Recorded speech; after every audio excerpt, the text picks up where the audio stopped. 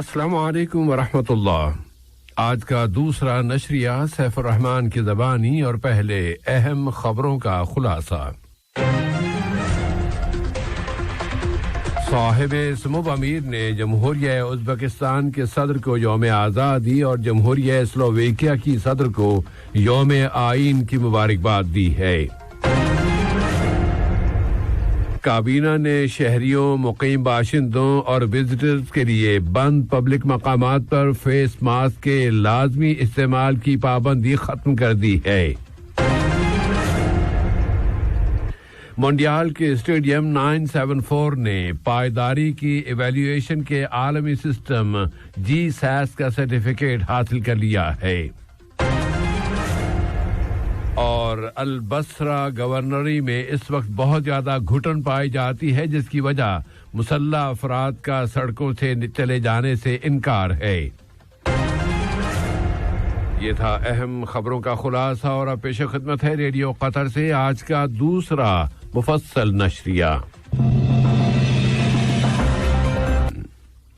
साहिब-ए-समुव अमीर शेख तमीम बिन हमद अल सानी ने जमहूरिया उज़्बेकिस्तान के सदर डॉक्टर शौकत मीर दयाईव के नाम उनके मुल्क के यौम आज़ादी और जमहूरिया स्लोवेकिया की सदर रोज़ाना काबुटावा के नाम उनके मुल्क के यौम आइन की मुबारकबाद का बरक़ी पैगाम इरसाल किया है।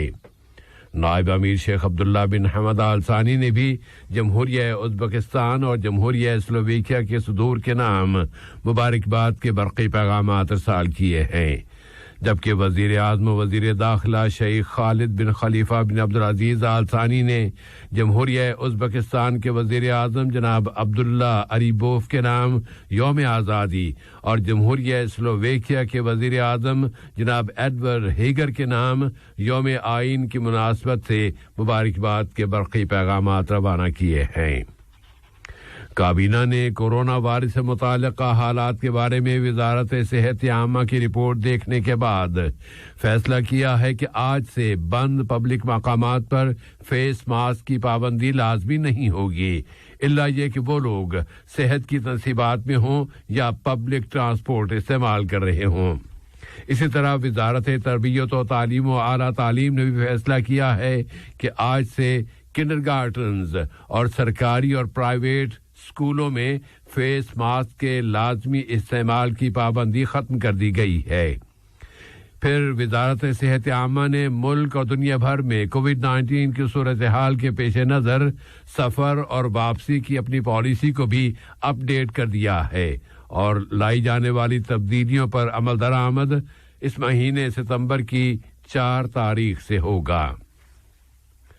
कतर और उसकी काबिल फ़ख्र कामयाबियों की बैनुल-अक़वामी ताजपोशी में वर्ल्ड कप फीफा कतर 2022 के एक स्टेडियम 974 ने डिज़ाइन और कंस्ट्रक्शन की 5 स्टार कैटेगरी में GSAS सर्टिफिकेट और कंस्ट्रक्शन मैनेजमेंट की एक्सीलेंस कैटेगरी A का सर्टिफिकेट हासिल किया है। पायदारी की इवैल्यूएशन के आलमी सिस्टम GSAS की जानिब से दिए जाने वाले ये सर्टिफिकेट्स इस अम्र का एतराफ़ है कि वर्ल्ड कप की इस इमारत की डिज़ाइनिंग और फिर तामीर के तमाम मराहिल में पायदारी के उसूलों की पाबंदी की गई है। 974 स्टेडियम को मिलने वाले ये सर्टिफिकेट्स ये भी साबित कर रहे हैं कि कतर मोन्डियाल 2022 हर लिहाज से एक आलमी और वर्ल्ड चैंपियनशिप साबित होगा। स्पोर्ट्स और नौजवानों की वजारत की सरपरस्ती में आज से यूथ हाउसेज की वर्ल्ड फेडरेशन की कॉन्फ्रेंस नंबर 54 शुरू हो रही है, जो 5 रोज तक जारी रहेगी। इसमें दुनिया के 30 से ज्यादा मुल्कों के वफूद शरीक हैं और कतर यूथ हाउसेज की मेजबानी में होने वाली ये कॉन्फ्रेंस ऐसे वक्त में मुनाकिद हो रही है जबकि स्पोर्ट्स और नौजवानों के वजीर जनाब सलाह बिन गानिम अल अली असद के इलाके में कतरी यूथ हाउसेज के नए हेडक्वार्टर का इफ्तिताह कर रहे हैं और यूथ हाउसेज की वर्ल्ड फेडरेशन के क़याम को 90 साल पूरे हो रहे हैं। جمہوریہ ایکواڈور کے صدر گیلرمو لاسو نے ایکواڈور کے لیے قطر کے سفیر جناب محمد علی المالکی کا خیر مقدم کیا ہے اور اس ملاقات میں دونوں ملکوں کے باہمی تعلقات و تعاون کا جائزہ لیا گیا ہے۔ سیکیورٹی کے عراقی اہلکاروں نے بتایا ہے کہ عراق کے جنوبی شہر بصرہ میں دست و گریباں شیعہ گروپوں کی جھڑپوں میں 4 اشخاص ہلاک ہو گئے ہیں۔ آج صبح تک جاری رہنے والی یہ جھڑپیں مقتدی صدر کے حامیوں اور ایران نواز نیم فوجی تنظیموں اور گروپوں کے درمیان جاری سیاسی بحران کی جدید ترین پرتشدد کارروائیاں تھیں۔ عراقی ذریعے نے بتایا ہے کہ بصرہ گورنری میں صورتحال ابھی تک بہت کشیدہ ہے، جس کی وجہ مسلح اشخاص کا سڑکوں سے انخلاء نہ کرنا ہے۔ اندیشہ ہے کہ یہ صورتحال اس گورنری کے باہر دوسرے علاقوں تک بھی پھیل سکتی ہے۔ ادھر بغداد میں فیڈرل سپریم کورٹ پارلیمنٹ کو توڑ دینے کے مقدمے کا مسلسل تیسری مرتبہ بھی آج کوئی فیصلہ سنانے میں ناکام رہی ہے۔ مقبوضہ فلسطینی سرزمین میں آج پھر 10 یہودی آبادکاروں نے مسجد اقصی پر چڑھائی کی ہے۔ ان آبادکاروں کو قابض پولیس کی سخت ترین سیکیورٹی حاصل تھی اور یہ لوگ باب المغاربہ کی طرف سے مسجد اقصی میں داخل ہوئے تھے۔ القدس کے ادارہ اسلامی اوقاف نے بتایا ہے کہ آبادکاروں کے گروپ آج مسلسل مسجد اقصی میں داخل ہوتے رہے اور ان لوگوں نے مسجد کے احاطوں میں اشتعال انگیز کارروائیاں کی ہیں۔ اس دوران میں مقبوضہ مغربی کنارے کے 2 شہروں نابلس اور رام اللہ میں 2 فلسطینی نوجوان قابض فورسز کی فائرنگ سے شہید ہو گئے ہیں۔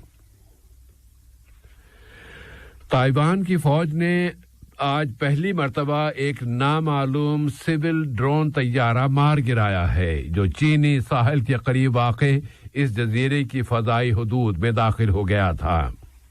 تائیوان کی حکومت نے یہ عہد کر لیا ہے کہ اس قسم کی خلاف ورزیوں کی صورت میں نئے اور فیصلہ کن اقدامات ہی کیے جائیں گے۔ ادھر چین گزشتہ مہینے کے اوائل سے اس جزیرے کے قریب فوجی مشقیں کر رہا ہے۔ چین کا کہنا ہے کہ یہ جزیرہ چین کی مدر لینڈ کا ایک حصہ ہے، لیکن تائپے کو اس قول سے شدید اختلاف ہے۔ اور آخر میں چند ایک اقتصادی خبریں۔ آج یہاں کی اسٹاک مارکیٹ میں مجموعی طور پر مندی کا رجحان رہا اور آج کا کاروبار 1.81% کی کمی پر بند ہوا ہے۔ آج 6 کمپنیوں کے شیئرز کی قیمتوں میں اضافہ ہوا، لیکن 36 کمپنیوں کے شیئرز گر گئے ہیں اور 3 کمپنیوں کے حصص اپنی سابقہ قیمت برقرار رکھنے میں کامیاب رہے۔ عالمی معیشت میں عدم استحکام اور انٹرسٹ ریٹس میں مسلسل اضافے نے مراکش کو باہر سے قرضے لینے کے منصوبوں کو الجھن میں ڈال دیا ہے۔ ان منصوبوں کے مطابق عالمی منڈی میں ٹریجری بانڈز رکھ کر قرضے حاصل کرنا تھا، لیکن اب حکومت قرضوں کی وجہ سے پڑنے والے اضافی مالی دباؤ سے ڈر گئی ہے اور اس نے اب انتظار کرنے کا فیصلہ کیا ہے۔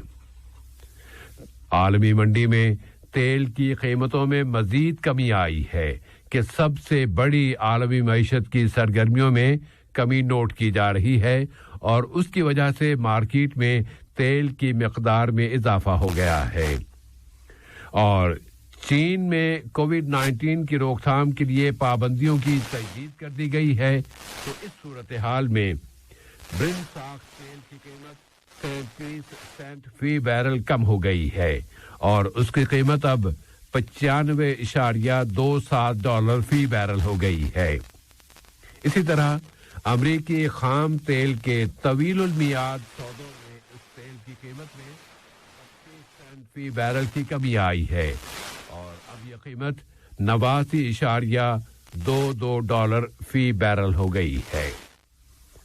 آخر میں اہم خبروں کا خلاصہ ایک مرتبہ پھر پیش خدمت ہے۔